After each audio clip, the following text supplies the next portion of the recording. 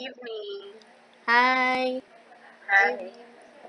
So tonight, I'm going to discuss with you guys the leadership styles of Philippines versus Brunei. The Philippines has been governed under three constitutions, the first of which was promulgated in 1935 during during the period of U.S. administration. After the downfall of Marcos in 1986, a new constitution similar to the 1935 document was drafted and was ratified in a popular referendum held in February 1987. Its key provision, a return to a bicameral legislature called the Congress of the Philippines, consists consisting of a House of Representatives and a much smaller Senate. House members are elected from districts, although a number of them are appointed. They can serve no more than three consecutive three-year terms, and senators elected at large can serve a maximum of two six-year terms. The first legislative election under the new constitution was held in May 1987. The president of the state can be elected to only a single six-year term, and the vice president to two consecutive six-year terms.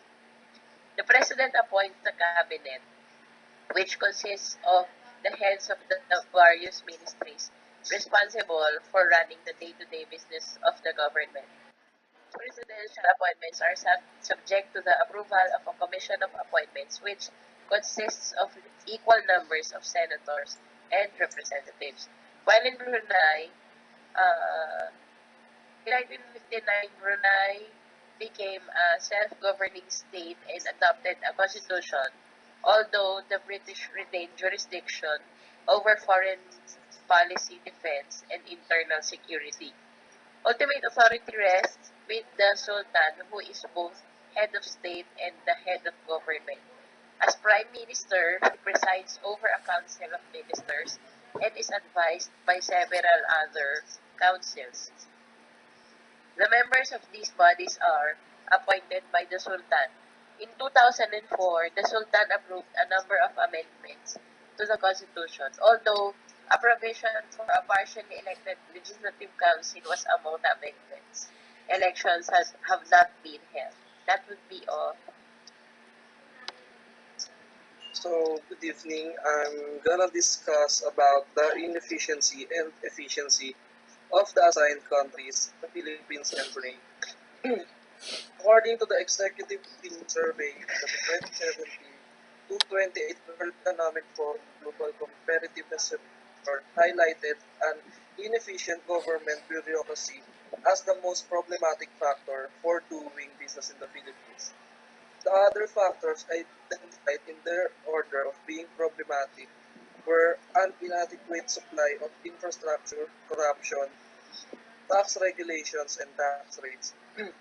Several other factors were cited, though it was the inefficient government bureaucracy that was on top of the list and considered by practically all respondents as the biggest problem in doing business in the country. While the status of bureaucracy of Brunei will later be discussed. Boom and bust cycles have frequently had Southeast Asia's economies. The small sultanate of Brunei has been mostly insulated from financial fallout, but a sustained slump in global energy prices has taken a heavy toll on the fuel exporting nation, raising hard questions about its economic and political future. Brunei's oil and gas reserves are expected to run out within 2 decades. As production falls, oil firms will not be investing much in existing facilities, further hampering output, oil analysis say. As a result, the country's oil revenues, which provide virtually all of Brunei's government spending, are in steady decline. That would be all. I will talk about the government structure of Brunei and the Philippines.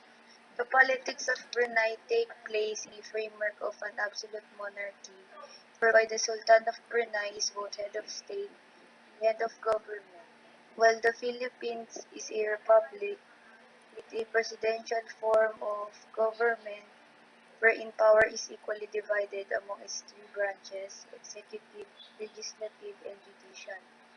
The programs and services for their constituents are Brunei has a major problem about youth development, so youth employment. So they developed a program called the Youth Development Center.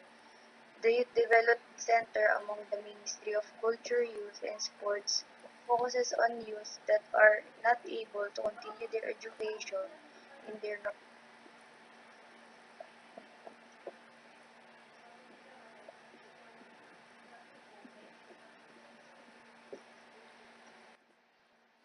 May, wala ka ulit.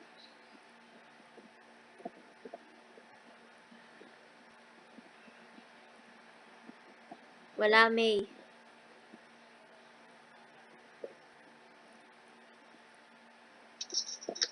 Naririnig ko siya.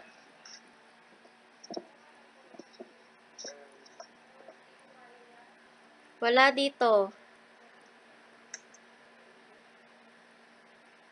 Meron naman sa akin. of the population fall between ages 15 to 24. Of this group, 5 out of every 10 persons are unemployed. So they created Kabataan ITO, a project of the Department of Labor and Employment in relation to Executive Order number 788 promoting a youth national service. It is an earning and learning project through which the IT literate unemployed youth shall be tapped into in improving IT literacy among the out-of-school youth and other disadvantaged youth through free mentoring sessions and in bringing the government closer to the people through free supervised internet access to online government programs and services. That would be all. So in terms of form of government in the Philippines is a republic with a presidential form of government wherein power is equally divided among its three branches: executive, legislative, and judicial. Legislative branch is authorized to make laws, alter, and repeal them through the power vested in the Philippine Congress. An executive branch is composed of the president and the vice president, who are elected by direct popular vote and serve a term of 6 years. In judicial branch holds the power to settle controversies involving that are legally demandable and enforceable. While in Brunei, form of government is a country on north coast of the island of Borneo. The country is entirely surrounded by state of Sarawak, Malaysia. Melayu Islam Beraha is the national philosophy of Brunei and can be described as the country's equivalent of constitutions. The executive, the Sultan is the leader of executive and the head of government. Brunei Religious Council is a body established by the Sultan whose primary role is to advise the Sultan on all Islam-based issues. The Legislative Council of Brunei is comprised of 33 members who are all appointed by the Sultan. The Legislative Council of Brunei is an unicameral parliament. So that's all. Thank you for your time. Na ako.